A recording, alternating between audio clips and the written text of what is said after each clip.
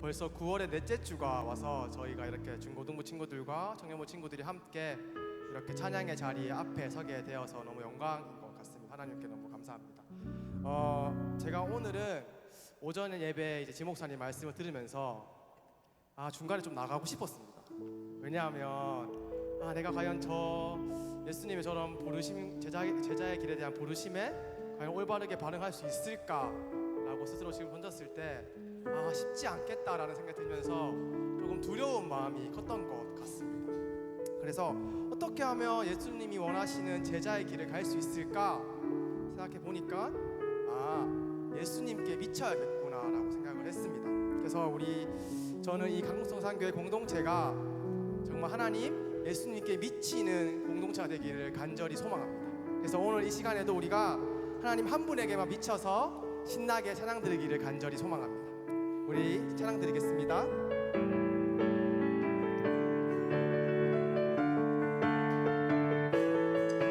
감사합니다. 많은 사람들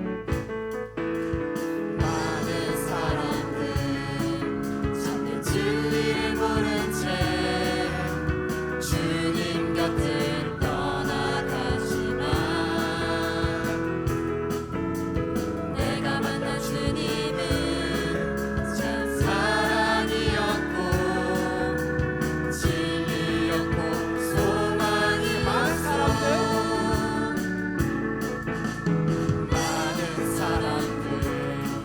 찾는 진리를 모른 채 주님 곁을 떠나갔지만 내가 만난 주님은 참 사랑이었고 진리였고 소망이었소. 난 예수가 좋다오. 난 예수가 좋다오. 난 예수가 좋다오. 주 사랑한다던 베드로 고백처럼 난 예수를 무거운 사랑한다. 짐진 자 무거운 짐진 자 다 내게로 오라. 내가 너를 쉬게 하리라. 이 길만이 생명의 길입니다. 이 길만이 생명의 길 참 복된 길이라 항상 내게 들려주셨소. 난 예수가 좋다오.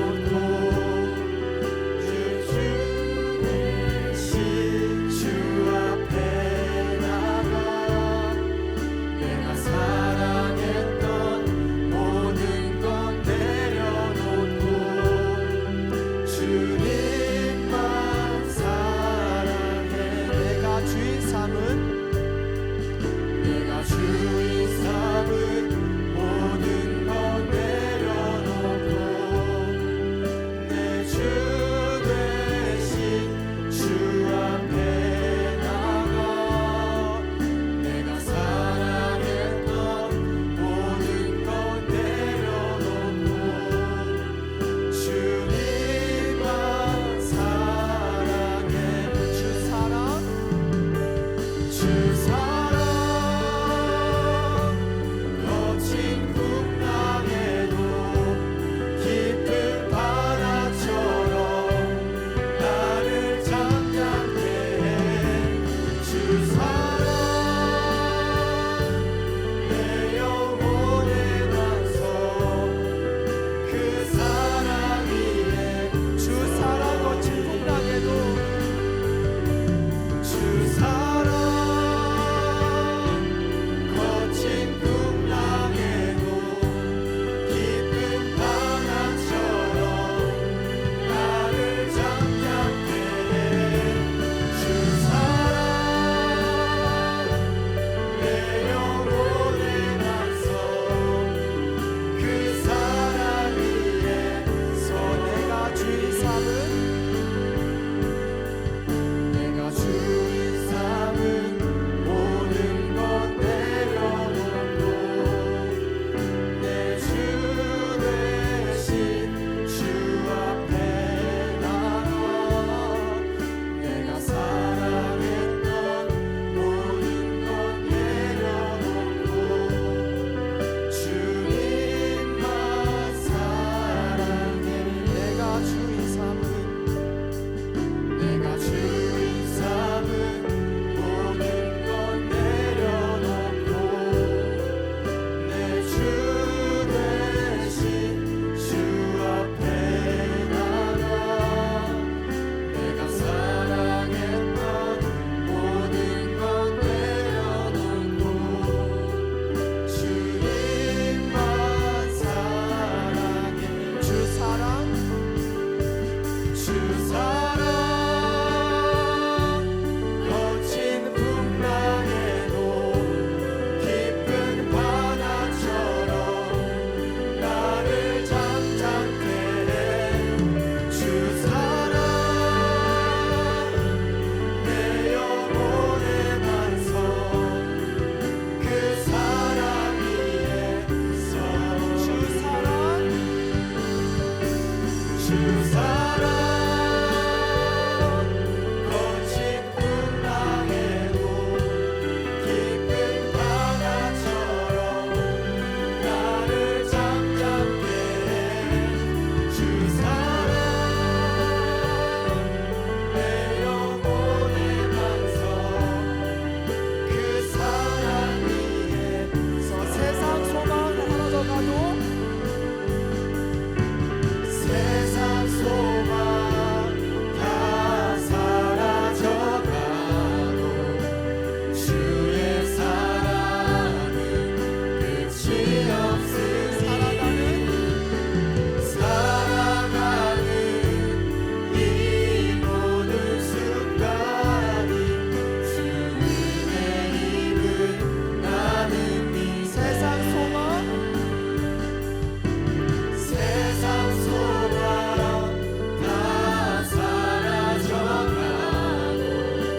주의 사랑은 끝이 없으니 살아가는 이 모든 순간이 주 은혜임을 세상 소망 사라져가도 세상 소망 다 사라져가도 주의 사랑은 끝이 없으니 살아가는 이 모든 순간이 주 은혜임을 나는 믿네. 우리 시간 함께 기도하기를 바랍니다. 우리 시간 세상 소망 다 사라져가도 끝이 없는 그 주의 사랑, 아무리 거친 풍랑 가운데서도 우리를 깊은 바다처럼 잠잠하게 하시는 그 주의 사랑, 그럼에도 불구하고 우리를 사랑하시는 그 주의 거룩하게 되는 예수님의 참 제자 되게 해달라고 우리 지금 함께 기도하겠습니다. 기도드리겠습니다.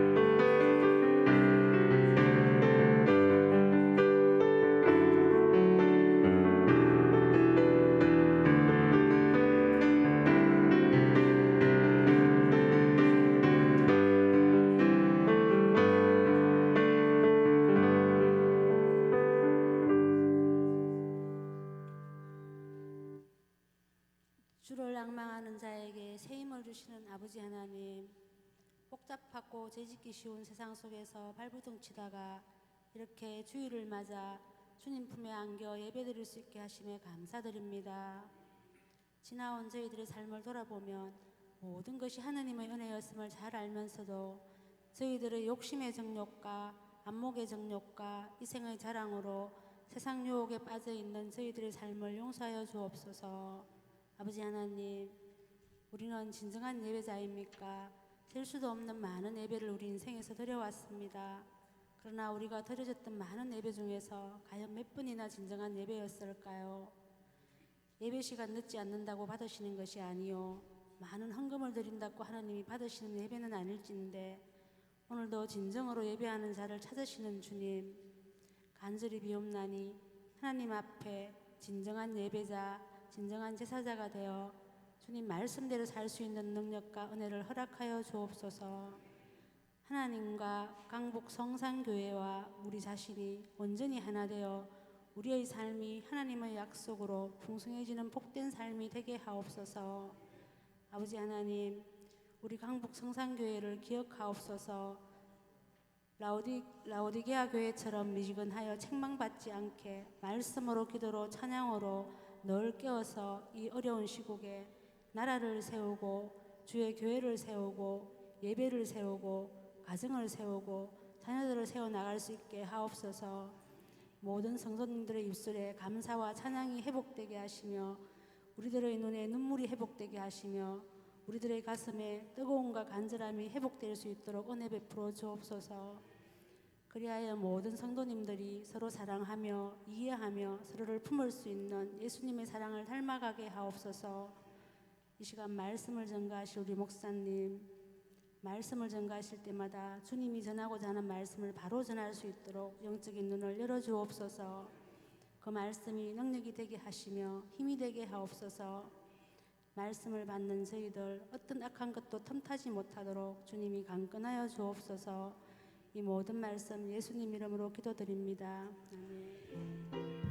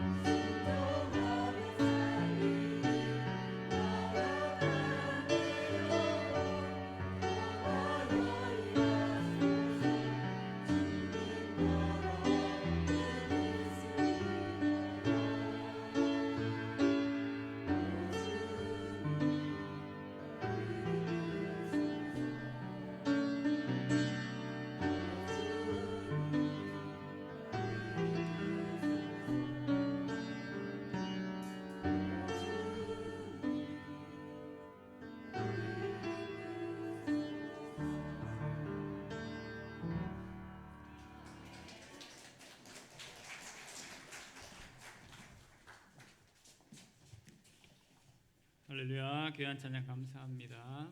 우리 함께 말씀 보시겠습니다. 오늘 시편 84 말씀 함께 보시겠습니다. 우리 구약성경 865면에 있습니다. 구약성경 865면에 있는 시편 84편 우리 1절에서 5절까지만 보겠습니다. 한 절씩 교독하겠습니다. 만군의 여호와여, 주의 장막이 어찌 그리 사랑스러운지요. 내 영혼이 여호와의 궁정을 사모하여 쇠약하며 내 마음과 육체가 살아계시는 하나님께 부르짖나이다. 나의 왕 나의 하나님, 만군의 여호와여, 주의 제단에서 참새도 제집을 얻고 제비도 새끼둘 보금자리를 얻었나이다. 주의 집에 사는 자들은 복이 있나니 그들이 항상 주를 찬송하리이다. 5절 함께 읽겠습니다. 주께 힘을 얻고 그 마음에 시온의 대로가 있는 자는 복이 있나이다. 아멘. 오늘 시편 84편 전체 말씀을 통해서 주께 힘을 얻고라는 제목으로 함께 말씀 받고자 합니다. 좋은 계절이 찾아왔습니다. 그러시죠? 더위가 다 물러가고 시원한 계절, 선선한 계절이 찾아왔습니다.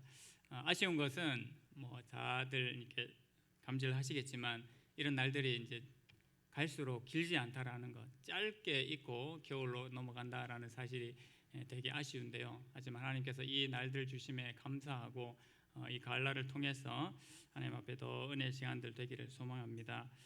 가을 하시면 뭐 완전 가을은 아니지만 어떤 생각이 드십니까? 가을은 이게 시한수 딱 펼쳐놓고 시를 읊을 수 있는 그런 좋은 계절이기도 합니다.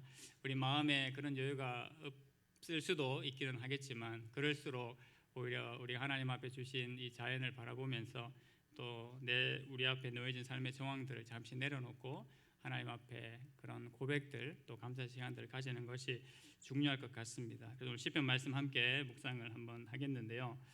시의 특징은 이렇습니다. 시는 짧지만 강하게 어필할 수 있는 파워가 있는 것이 바로 시의 특징입니다. 짧다고 해서 하고 싶은 말 다 못하는 것이 아닌 것이 바로 이제 시가 되는 것이죠. 이것을 좀 반증할 수 있는 내용이 이제 뭐냐 하면 우리나라 고전 문학에도 잘 나타나는데 이게 춘향전 같은 이 문학에도 그런 것들이 잘 나타나고 있습니다. 한양간 이몽룡이가 안 내려와서 오매불망 기다리고 있는 춘향이에게 마음이 어떠했습니까? 이제나 저제나 나타나기를 고대하는데 나타나지는 않고 그 사또의 잔칫날이 되어가지고 그 어려운 상황에 처해 있는 가운데서 이몽룡이는 나타나지 않고 웬 거지가 나타나서 이 잔치 자리에 이게 나타나죠. 그래서 사또 저도 작은 상 하나 차려주십시오라고 거의 이게 술이 반쯤 된 듯한 한 청년이 그렇게 이제 나타났습니다. 그랬더니 네 놈이 웬 놈인데 이게 나타나서 이 잔치자리를 이상하게 만드느냐라고 그렇게 얘기를 했더니 오늘 아주 은혜로운 좋은 잔치자리가 벌어진 것을 알고 제가 여기에 참석을 해서 저도 한 상 얻어먹고 싶어서 왔습니다. 그렇게 얘기를 하죠. 거지가. 그랬더니 옛끼 녀석아 당장 물러가거라. 너한테 줄 음식은 없으니까 당장 물러가거라. 그렇게 얘기를 합니다. 그래도 다시 이제 사정을 합니다. 그러지 마시고 저한테도 한 상 주십시오. 이 사또가 얼마나 아량이 큰지 이 고을의 소문이 제가 다 난 것을 알고 있습니다. 그렇게 이제 능청스럽게 얘기를 합니다. 그랬더니 사또도 거절할 수가 없어서 싫지만 저 녀석에게도 한 상을 차려줘라라고 한 상을 이제 차려서 내보내죠. 다 먹고 난 다음에 얘기를 합니다. 소인이 그냥 물러갈 수가 없어서 작은아마 시 한 수 적어드리고 싶습니다라고 얘기를 합니다. 그 녀석 참 가지가지한다. 네 녀석이 글을 쓸 줄 아느냐 그렇게 얘기를 하죠. 미약 하나만 쓸 줄 아오니 저에게 종이와 목을 주십시오 얘기를 합니다. 그래서 종이와 목을 주지요. 줘서 이제 글을 쓰나 안 쓰나 이제 봤더니 글을 이렇게 써가지고 이제 상전에다 이제 올리는 겁니다. 딱 사또가 이제 먼저 받아본 것이 아니고 이방이 있죠. 이방이 먼저 받아가지고 이제 딱 펴서 봤는데 어떻게 했습니까? 말을 못합니다. 그리고 손을 달달달달달달 떨면서 그렇게 반응을 하죠. 무슨 글인고 하니 우리나라 문학에 이제 이런 글이 있습니다. 금준 미주는 천인혈이요 옥반가효 만성고라 총노락시 민두락이요 가성고처 원성고라. 원래는 한자입니다. 제가 한글로 썼는데요. 뜻을 풀이해 보면 금잔의 아름다운 술은 천 사람의 피요 옥쟁반의 아름다운 안주는 만 백성의 기름이라.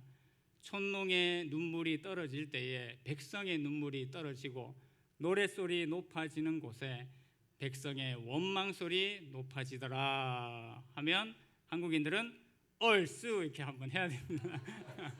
네, 이게 우리나라 문학에 나타난 이런 백미의 이제 내용들입니다. 7글자로 된 4줄, 글자로 따지면 28글자거든요. 28글자지만 이 28글자 안에 모든 하고 싶은 말이 다 들어 있습니다. 내 이놈, 네 죄를 네가 알렸다. 그리고 지금까지 행한 일이 어떤 것인 줄 알겠느냐라는 그 내용을 담고 있죠. 그러면서 암행어사가 쫙 출동을 그렇게 이제 하게 되는데요. 그러니까 시가 이런 임팩트가 있는 겁니다. 이런 강함이 있죠. 아무 몇 글자 안 되는 것 같지만 이런 강함을 가지고 있는 것이 바로 시의 특징입니다. 오늘 저희가 살펴보시는 시편 84편 말씀도 마찬가지인데요.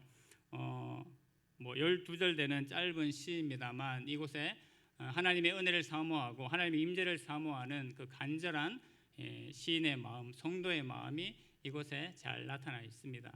이렇게 말하면 목사님 12절이면 짧지 않은데요. 그렇게 얘기할 수 있겠지만 다들 시편 119편 아시죠? 네, 시편 119편 정도 되는 하나님의 대서사시에 비하면 사실 시편 84편 12절 이 시는 정말 짧으면서도 그 우리의 마음과 심령을 잘 나타내는 그런 시입니다. 때가 되고 시가 되셨을 때 이 가을에 좀 한번 읊어볼 수 있는, 되뇌어 볼 수 있는 그런 귀한 말씀인 줄로 믿습니다. 첫 번째로 살펴보는 내용이 한 가지 PPT를 더 봐야 되는군요. 네, 하나만 더 보겠습니다. 오늘 12절 말씀을 좀 이렇게 단락으로 나눠 보면 이런 내용으로 이제 구성이 되어 있습니다. 하나님 집에 대한 갈망이 표현되어 있고요. 또 하나님께 힘을 얻는 자의 복이 무엇이고 또 기름 부은 자를 위한 간구가 나오고 또 마지막으로 하나님을 의지하는 자의 복이 무엇인지를 그렇게 나타내고 있습니다. 이 단락 순에 따라서 오늘 말씀을 한번 살펴보고자 합니다. 첫 번째로 살펴보게 되는 것이 바로 하나님을 사모하는 자의 모습이 제일 먼저 나타나 있습니다. 오늘 말씀 첫 시작을 보게 되면 만군의 여호와여라고 그렇게 시작을 하고 있습니다. 만군의 여호와란 말은 시편에서 또 다른 곳에서도 많이 이제 등장하게 되죠. 어원적인 의미가 어떻게 되겠습니까? 많은 군대의 하나님 또는 모든 군대의 하나님이라는 그런 의미를 가지고 있습니다. 많은 군대, 모든 군대라면 어떤 의미겠습니까? 가장 강력하고 힘 있는 존재를 얘기하고 있는 것입니다. 여러분에게 예를 들어 군대가 한 군대를 여러분에게 줬다라고 생각해 보십시오. 그 한 군대만 해도 어마어마한 위력이지 않습니까? 그런데 모든 군대의 하나님이라는 그 용어를 쓰고 있는 것입니다. 바로 이것은 하늘 군대의 총사령관이라는 그런 이제 어원적인 의미를 담고 있고요. 또 다른 의미로는 온 세상을 다스리시는 권능의 하나님이다라는 그런 내용을 담고 있는 것이죠. 저희가 당연히 이해하고 당연히 인정하는 그런 내용입니다. 그래서 시인은 이런 만군의 여호와 하나님 앞에 이제 선포하면서 기도를 합니다. 그러면서 주의 장막이 어찌 그리 사랑스러운지요라고 이야기를 하고 있습니다. 여기서 이제 장막은 원어로 미시칸이라고 해서 초소를 말합니다. 초소, 특별히 하나님의 초소를 얘기를 하지요. 그래서 구약으로 말하면 성막, 장막, 성전을 이야기를 합니다. 신약으로 넘어오게 되면 교회입니다만 더 구체적으로 더 명확하게는 예배당이라는 용어가 더 이제 맞겠죠. 그래서 하나님의 임재를 상징하는 장소로 결국은 구약의 성전, 구약의 장막이 중요하게 이제 의미가 되었기 때문에 역시 신약으로 넘어와도 이 교회를 통해서 하나님의 은혜가 선포되고 하나님의 임재가 나타나기 때문에 이 구약에서의 성전 또 신약에서의 교회, 이 예배당이 의미가 있습니다. 그런데 이 시편 84편이 표면적으로는 여호와의 집을 갈망하는 노래, 여호와의 성전을 갈망하는 노래 그렇게 이제 표면적으로 드러나 있습니다만 그것은 결국 무엇을 가리키겠습니까? 첫 번째 주제로 우리가 살펴보고자 하는 것처럼 하나님을 사랑하는 자의 마음, 하나님의 임재를 사모하는 자의 복을 표현하고 나타내는 것이 바로 이 시편 84편의 주된 요지입니다. 하나님의 집을 갈망한다. 우리가 예배하기 위해서 이곳에 올라오죠. 이곳에 올라오는 것을 사모하지 않습니까?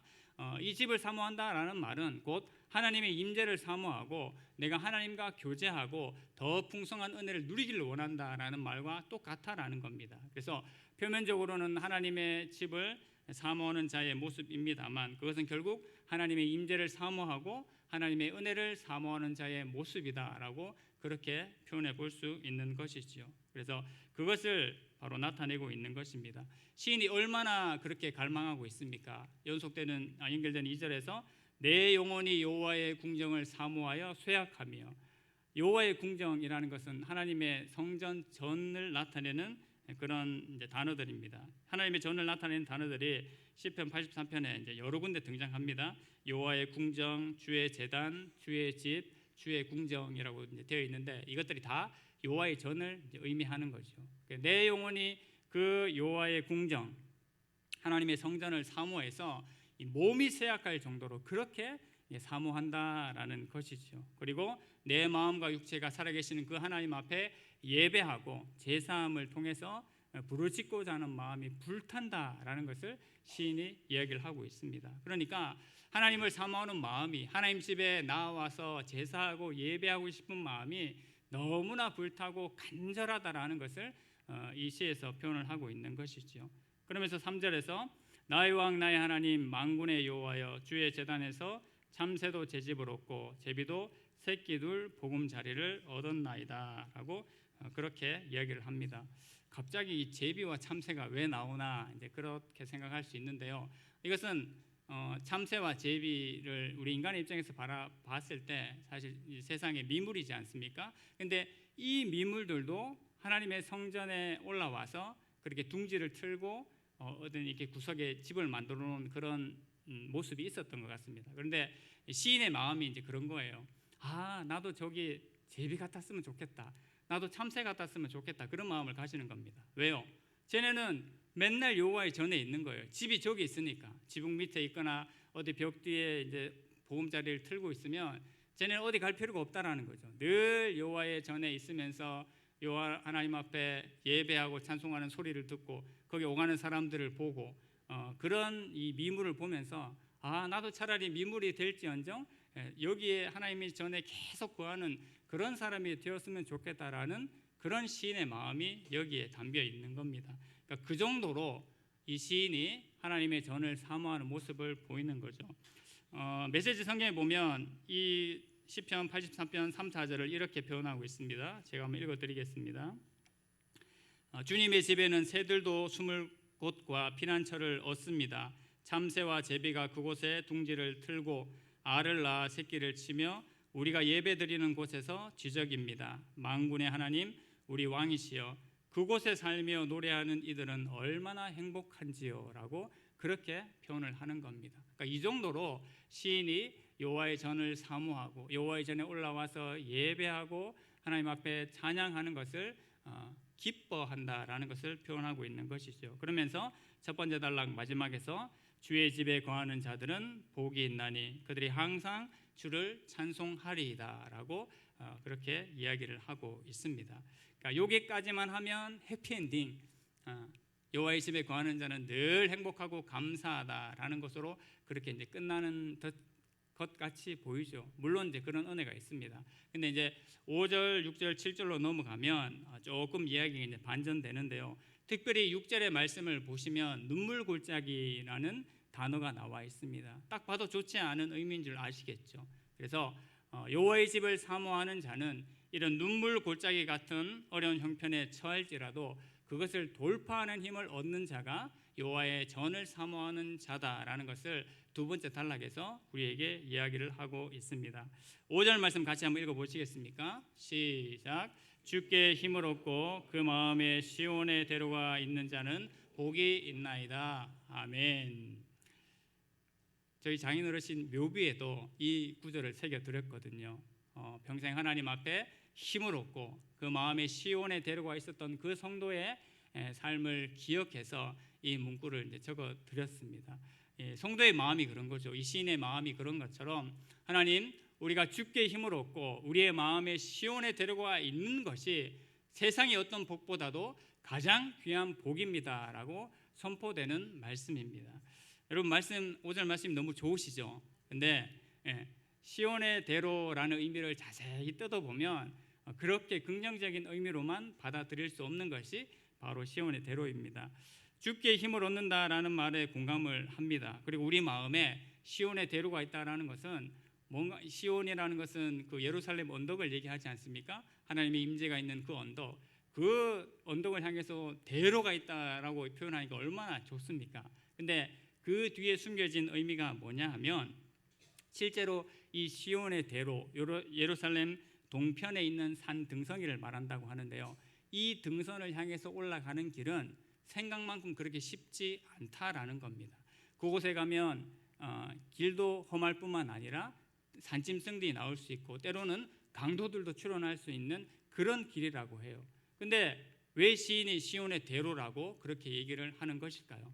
우리 인생에 비유되기도 하는 길인 것입니다. 우리가 예수 그리스도를 믿고 은혜 가운데 살아가지만 모든 길들이, 우리 5절에도 말씀 들으셨지만 꽃길만 걸을 수 없는 것이 우리의 인생이지 않습니까? 마찬가지로 눈물의 골짜기를 걸어가는 그 길도 있는 것이 우리의 인생임을 이 짧은 시 속에서도 나타나고 있습니다. 설령 시온을 향해 가는 그 길이 험하고 눈물 골짜기 같은 길이 될지라도 나의 심령과 마음이, 성도의 마음이 하나님을 향해 있으면 어떻게 해요? 그 길은 바로 시온을 향한 대로가 된다라는 의미에서 이 5절 말씀을 얘기를 하고 있습니다. 그 험한 길, 그 좋지 않은 길 가라 그러면 누가 기뻐하면서 가겠습니까? 그런데 하나님을 생각하고 하나님을 사모하는 마음을 가진 자들은 능히 그 길들을 감수하고 가기를 주저하지 않는다라는 것을 이야기를 하고 있는 것입니다. 여러분, 예나 지금이나 하나님을 만나기를 원하는 사람들은요, 하나님을 만나기를 원하는 성도들은 어떻게 할까요? 구약의 성전에 올라가기를 힘쓰고 신약의 교회에 올라오기를 힘쓰는 자들이 바로 그러한 자들인 겁니다. 시대가 달라지고 상황이 여러 모습이 있을지라도 하나님을 사모하고 하나님을 갈망하는 자들은 하나님 앞에 나와서 기도하기를 원하고 하나님 앞에 간구하기를 원하는 자들인 줄로 믿습니다. 우리가 영적이고 기도하는 것에 관심이 있는 분들은 늘 고민하지 않습니까? 내가 좀 기도할 처소가 마땅하지 않으면 내가 어디서 기도하면 좀 고요히 좀 깊이 기도할 수 있을까? 또 내가 어떻게 하면 하나님과 더 좀 친밀하게 조용하게 그렇게 묵상할 수 있을까? 그렇게 고민하지 않습니까? 그런 고민이 바로 이 시인에게도 나타난다라는 겁니다. 그리고 행여나 우리가 삶을 살면서 이사를 가보십시오. 집에 기도 처소가 특별히 마련되어 있지 않은 분들은 마찬가지입니다. 내가 이 이상한 곳에서 어디에 나가서 기도를 할까? 어느 교회에 나가서 내 마음을 터놓고 하나님 앞에 올려드릴까? 그것을 고민하는 겁니다. 그러니까 영적인 것에 관심을 가지고 기도하는 일에 관심을 가지는 사람은 그것을 제일 먼저 고민할 수밖에 없는 겁니다. 물론 우리가 삶에 다른 조건들이 있죠. 생활의 편의시설이나 교육이나 여러 가지 관심들이 있습니다. 하지만 그 모든 것들을 뒤로 하고 영적인 것과 기도하는 것에 관심이 있는 사람은 그것에 관심이 갈 수밖에 없다라는 것이죠. 그것을 시인이 이 두 번째 단락에서 얘기를 하고 있습니다. 7절도 한번 읽어보시겠습니까? 시작. 그들은 힘을 얻고 더 얻어 나아가 시온에서 하나님 앞에 각기 나타나리이다. 아멘. 하나님을 향해서 가는 길이 이제 어려움이 있을 수 있지만 그 모든 눈물의 골짜기를 벗어나고 그 눈물의 골짜기를 가는 동안 하나님께서 어떻게 해요? 많은 샘을 주시고 이른 비의 복을 채워 주셔서 끝내는 그 시온의 예루살렘에 이르게 된다라는 것입니다. 그래서 힘을 얻고 더 얻어서 결국은 그 놀라우신 하나님 앞에 서게 된다라는 것을 이야기를 하고 있습니다. 그래서 좀 힘들어도 하나님 앞에 간구하고 다시 힘을 얻고요. 또 어려운 그런 풍파가 있더라도 다시 하나님 앞에 간구하고 나아가서 또 힘을 얻어서 결국은 하나님의 전에 이르게 된다라는 것입니다. 우리 인생의 과정이 그런 것이지요. 삶의 과정에 여러 굴곡들과 풍파들이 있을 수 있지만 결국은 하나님 앞에 나와 힘을 얻고요. 또 나아가고 또 어려운 과정 가운데 하나님 앞에 나아가 힘을 얻고 결국은 우리가 어디요? 저 천국 하나님이 계시는 그 시온성에 이르게 된다라는 의미로도 해석을 할 수 있는 것입니다. 그래서 결국은 끝내는 성도는 하나님 앞에 서는 존재가 된다라고 이야기를 하는 것입니다. 여러분, 우리의 인생이 늘 순탄하면 좋겠지만 그렇지 않지 않습니까? 눈물의 골짜기를 지날 때가 있습니다. 눈물의 골짜기 좋아하는 사람 아무도 없죠. 근데 눈물의 골짜기를 지나고 난 다음에 하나님 앞에 딱 섰다라고 생각해 보십시오. 은혜가 어떻게 됩니까? 2배, 3배 아니면 막 쏟아집니다. 그러니까 눈물의 골짜기가 그런 의미에서 우리 성도들에게는 굳이 나쁘지 않다라는 것을 우리가 잘 기억하실 줄로 믿습니다. 뭐 형제들은 군대 가면 그런 은혜 많이 받지 않습니까? 저도 논산 26연대 출신인데 뭐 다 이렇게 거두절미하고 그냥 이렇게 한 주간의 훈련을 받고 주일 예배 드리려고 연무대 교회에 딱 앉으면 어떨까요, 마음이? 그냥 눈물이 울컥해요. 한 소절만 불러도 사랑하는 나의 아버지, 그러면 울지 말아야지. 옆에 다 울고 있어요. 고난이 있는 인생에게 하나님 앞에 그것을 지나고 하나님 앞에 예배하고 찬송할 때에 은혜가 안 내려질래야 안 내려질 수가 없는 것입니다. 하나님, 하루하루를 알 수 없는 내 삶 가운데, 한 주 한 주를 알 수 없는 내 삶 가운데 하나님의 은혜가 내 안에 임하지 않으면 나는 살 수 없습니다. 하나님의 은혜를 사모할 수밖에 없는 것이지요. 그렇기 때문에 눈물의 골짜기가 우리 성도들에게 아주 나쁜 것만은 아니다라는 사실을 기억하면서 하나님 앞에 살아가는 주의 성도들이 되기를 원합니다. 이렇게 주의 집을 사모하는 자들에게는 이 눈물의 골짜기를 돌파하는 그런 힘을 얻게 됨을 두 번째 단락에서 얘기를 하고 있습니다. 그리고 하나님께서 힘을 주실 때요, 특별히 이 많은 샘과 이른 비에 복을 주신다라고 했습니다. 많은 샘은 어떤 의미겠습니까? 말 그대로 이 샘 솟는 물, 먹을 물을 주신다라는 의미고요. 이른 비와 늦은 비라는 단어는 있지는 않지만 이 성경에서 이른 비와 늦은 비의 축복은 바로 가나안 땅에서 곡식을 파종할 때에 하나님께서 이른 비를 주시고 또 곡식을 결실하는 그 계절에 필요한 물을 주시기 위해서 늦은 비를 주셨거든요. 바로 그 의미를 얘기를 하고 있습니다. 우리가 필요한 그때에 하나님께서 적절하게 은혜를 주신다라는 것입니다. 농사 지으시는 분들 너무 잘 아시죠? 곡식 파종하고 씨앗을 심고 모종을 심었는데 그때 비가 안 오면 어떻게 합니까? 얼마나 물을 많이 퍼서 날라야 되고 없는 물을 끌어다가 주어야지만 그 작물이 자라지 않습니까? 그런데 딱 심었는데 몇 시간 뒤에 비가 와요. 딱 심었는데 뭐 하루 뒤에 비가 와요. 그러면 우리의 엄청난 노동력을 쏟아붓는 것보다 대지에 부으시는 그 하나님의 은혜가 한 방에 끝이 나는 겁니다. 늦은 비도 마찬가지지요. 결실기에 필요한 그 비를 하나님께서 적당하게 주셨다. 그것은 하나님께서 우리가 정말 필요한 그때에 알 수 없는 놀라운 은혜를 샘솟듯이 부어주신다라는 그런 은혜를 담고 있는 것입니다. 하나님께서 하나님을 사모하는 심령에게 은혜와 평강과 또 은혜와 평강을 우리의 심령 가운데 충만하게 부어주신다라는 것을 바로 이 많은 샘 그리고 이른 비의 복을 채워주시는 것으로 그렇게 이야기를 하고 있습니다. 이러한 자가 또 하나님 앞에 이제 나아가는 자세가 어떤 것이겠습니까? 바로 8절과 9절에 있는 합당하게 기도하는 그 모습입니다. 9절 말씀 역시 같이 한번 읽어보겠습니다. 시작. 우리 방패이신 하나님이여 주께서 기름 부으신 자의 얼굴을 살펴보옵소서라고 이야기를 합니다. 하나님의 전을 사모하는 자가 그 눈물 골짜기도 돌파할 수 있는 힘을 얻게 되는데 또 이 하나님의 전을 사모하는 자가 합당한 기도를 하나님 앞에 드리는 자가 된다라는 것이 8절과 9절에 계속해서 연결이 되고 있습니다. 9절 말씀은 한마디로 얘기하면 왕을 위한 기도입니다. 기름 부으신 자의 얼굴을 살펴보옵소서라고 시인이 얘기를 하죠. 갑자기 이게 개인적인 고백을 하다가 왜 갑자기 왕을 위한 기도를 할까라는 그런 생각이 이제 드는데요. 그러니까 현재적으로는 그 당시 지금의 왕을 위해서 기도하는 것으로 볼 수 있고요.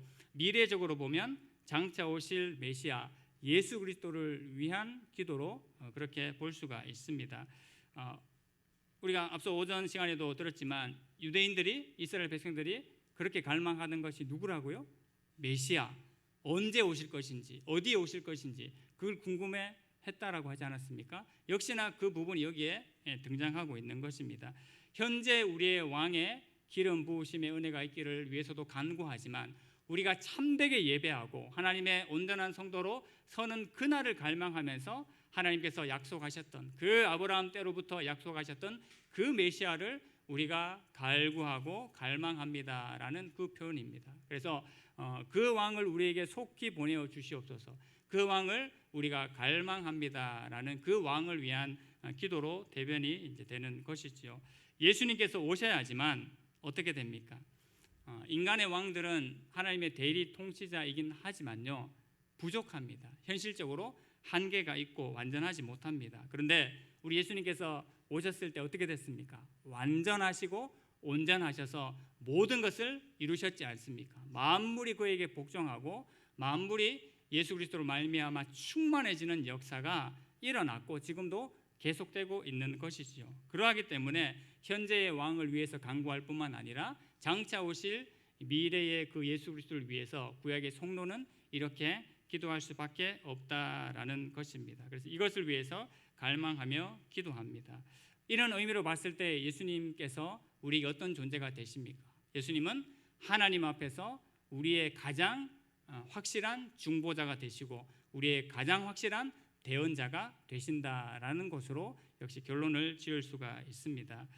현재 왕을 위해서는 또 왜 기도할까 좀 더 생각을 이제 해보게 되면요, 이 시편 84편의 시는 아마도 이제 생각을 해보건대 또 여러 이 주석들을 살펴보건대 원래는 예배하는 것이 되게 자연스럽고 평범한 삶으로 이제 여겨진 사람이 예배할 수 없는 환경 가운데 처해지면서 이 시를 쓴 것이 아닐까라고 그렇게 생각을 하게 됩니다. 그러니까 원래는 당연히 예배하는 것이 자연스럽고 자연스러웠다라는 것이죠. 근데 어떤 이유에서인지는 모르겠지만 지금 이 시인이 그렇게 자유롭게 예배할 수 없는 상황이 되었다라고 생각을 한다라는 것입니다.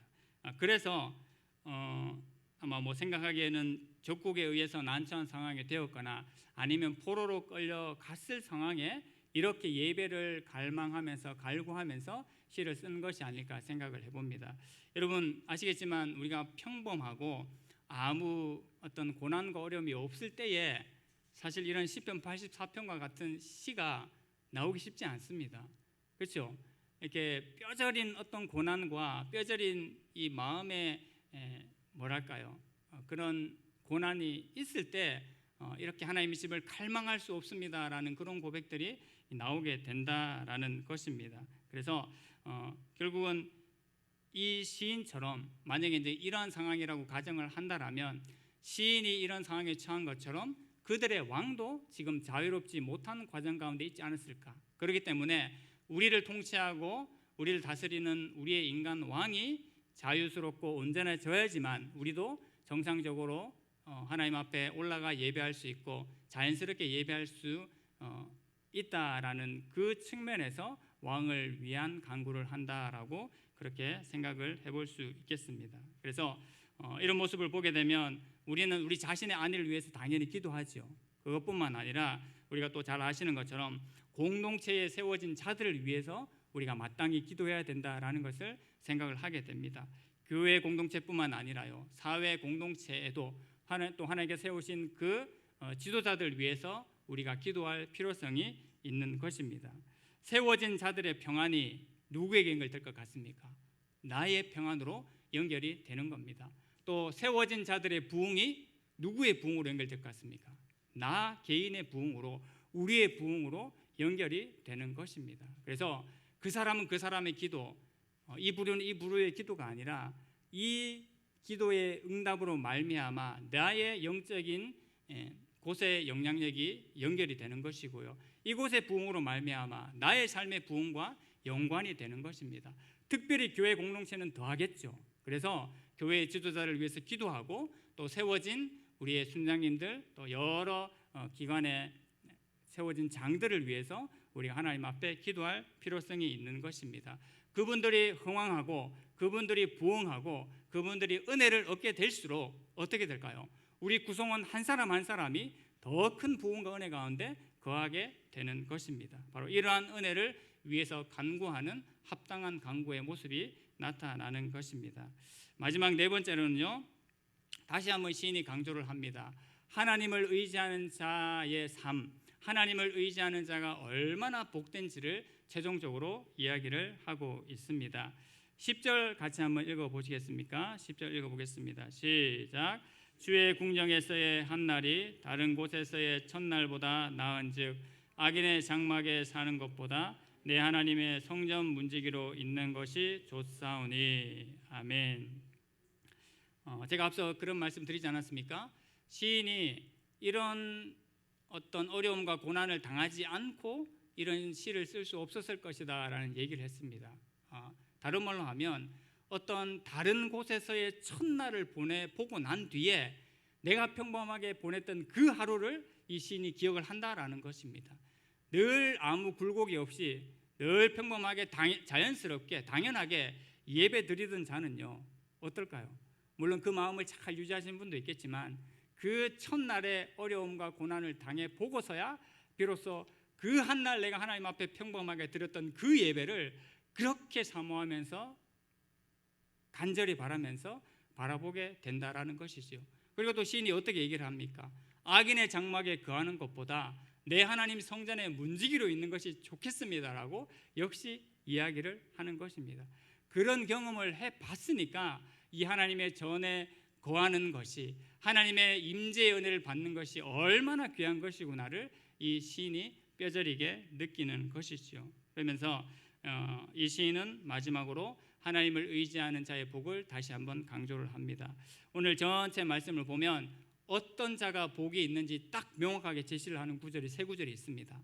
어디냐면 4절과 5절과 12절입니다.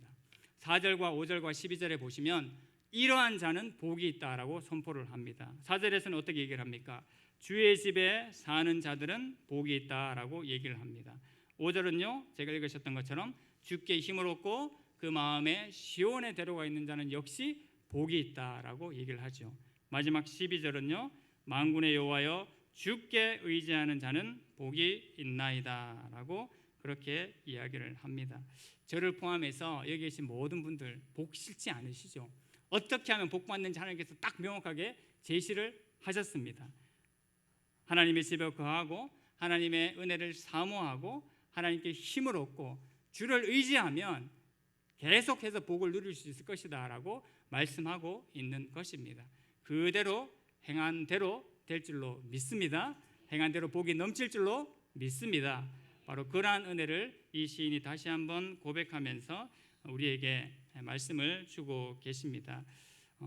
이 고난의 시기를 지나는 것, 눈물의 골짜기를 지나는 것 쉽지 않지만 우리 성도에게는 그보다 더 놀라운 하나님의 축복과 은혜가 주어진다라는 그 말씀을 다시 한번 기억하면서 우리가 말씀 가운데 나아가고 또 이 가을에 이 하나님의 말씀을 굳건하게 붙잡기를 소망합니다. 우리가 잘 아시는 것처럼 신명기 8장 3절 말씀에 이렇게 얘기를 합니다. 너를 낮추시며 너를 줄이게 하시며 또 너도 알지 못하며 내 조상들도 알지 못하던 만나를 네게 먹이신 것은 사람이 떡으로만 살 것이 아니요 여호와의 입에서 나오는 모든 말씀으로 사는 줄을 내가 알게 하려 하심이니라 라고 이야기를 합니다. 우리 하나님께서요 그냥 아무 이유 없이 복을 주려고 하셔도 주실 수 있는 분입니다. 그러시지 않습니까? 그럼에도 불구하고 그냥 복을 부어주시는 것이 아니라 만나를 먹여보게 하시고 메추라기를 먹여보게 하신 이유가 뭐라고요? 사람이 먹는 것으로 입는 것으로 누리는 것으로만 사는 것이 아니라 하나님의 입으로 나오는 말씀으로 사는 것을 알게 하시기 위해서 그 과정을 주셨음을 역시 신명기 기자도 그렇게 고백을 하고 있습니다. 우리가 여러 가지 마음들, 여러 가지 상황들이 많이 있습니다만 하나님 앞에 소망을 두는 백성, 하나님의 구원을 의지하는 백성 되기를 간절히 소망합니다. 이번 한 주간 우리 추석 명절을 맞을 텐데요. 하나님의 집에 거하는 자의 그 복, 하나님을 의지하는 자의 복이 어떤 것인지를 우리가 조금이라도 증거하고 표현할 수 있는 자들이 되기를 원하고요. 하나님 앞에 시온의 대로를 품고 살아감으로 말미암아 우리가 만나는 모든 사람들에게 축복의 통로가 되어줄 수 있는 그러한 만남과 또 그러한 명절의 시간들 되기를, 그 준비의 시간들이 되기를 간절히 소망합니다. 하나님 아버지 은혜를 감사합니다. 주의 집에 거하고 주께 힘을 얻는 자의 복이 얼마나 놀랍고 귀한 것인지를 다시 한번 시편 84편의 말씀을 통해서 알게 하시니 감사합니다. 하나님, 다른 것을 의지하지 않기를 원합니다. 만군의 여호와 하나님을 의지할 수 있는 은혜가 나의 심령 가운데, 주의 모든 성도들 가운데, 주의 교회 가운데 충만케 하여 주시옵소서. 이 견고한 믿음과 반석 위에 우리 한 사람 한 사람과 주의 교회가 날마다 견고하게 세워지는 은혜가 충만케 하여 주시옵소서. 감사를 드리며 예수님의 이름으로 기도하옵나이다. 아멘.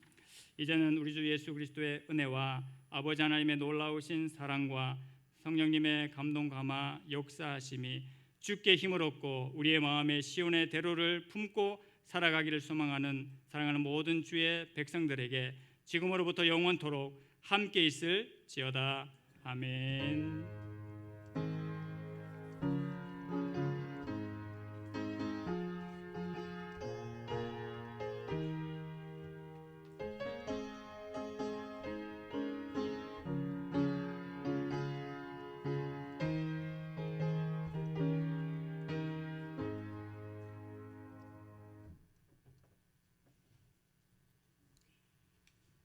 네, 오후 예배 잘 드려주셔서 감사합니다. 3시 15분에 순장교육 바로 이곳에서 시작하겠습니다. 잠시 화장실 다녀오실 분들은 다녀오시기 바랍니다.